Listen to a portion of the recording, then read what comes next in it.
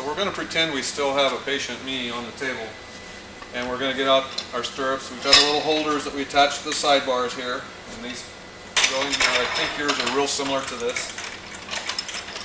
They're not as functional as like the blue fins and whatnot, and you might want to use those if you have them, but these work. They're not as adjustable during the case. So once you've got the stirrups on, you're going to, of course, put the patient in a lithotomy, move them down here. You're going to want their behind right at the edge here, because then you're going to take this tabletop, or this foothold, and you're going to take this out.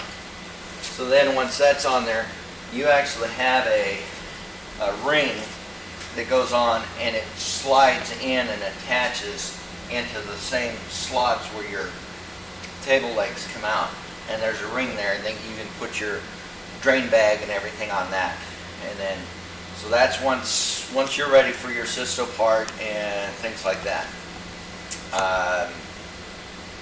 So it's pretty simple, self-explanatory. I know you guys know how to do this, but we're just trying to give you an idea on how the table works. So then, common sense just tells you once you're done, you got to put the tabletop back on there and just get the patient back in. And sometimes the docs like to do the cystos beforehand, others don't.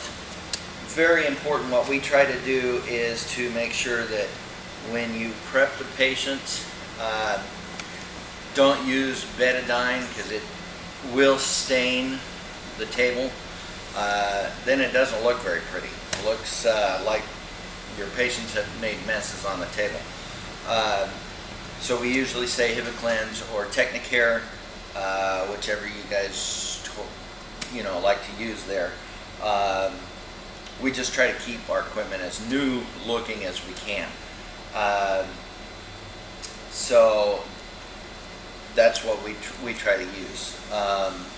Same with on there, a lot of times the docs will write on the back on which side the stone is.